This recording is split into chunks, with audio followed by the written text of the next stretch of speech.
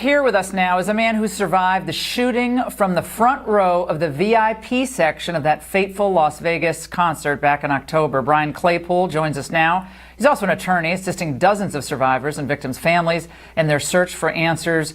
Brian, to be back here in Las Vegas, the second time I've been here since the shooting, I thought by this time I'd have more answers to report on. But every time we get a new piece of information, it seems to raise another question.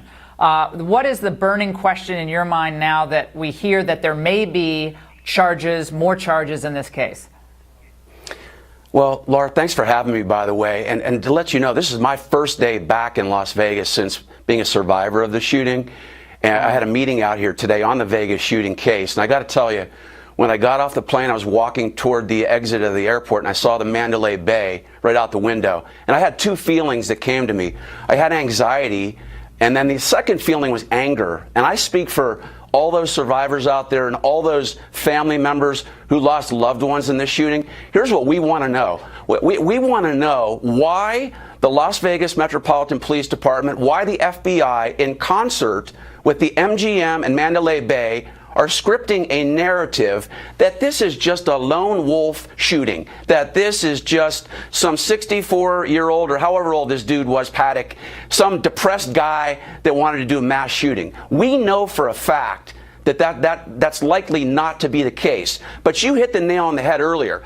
Greed in this shooting eclipses public safety. And we want answers why the MGM and Mandalay Bay did not better prepare for this mass shooting.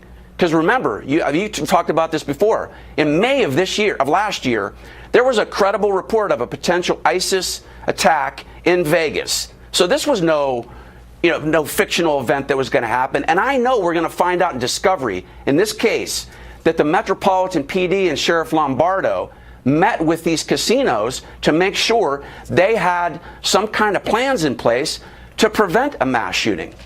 A friend of mine messaged me when he knew I was doing this segment, who was also there that night.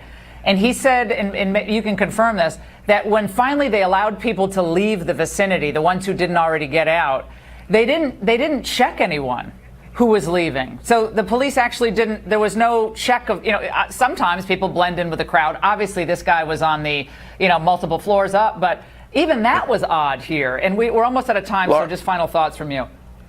Yeah, Laura, let me just tell you this. 20 seconds. I was in the Mandalay Bay. I stayed there. I was on the 26th floor. Let me tell you how bad the security was. The day after the shooting, I finally went to try to get back in my room, and there was finally a security guard there. He didn't even ask me for any ID. I just went right up to my room again. I'm sorry I have to cut you off, but unbelievable story. Well, can I stay on this? We're not letting it go.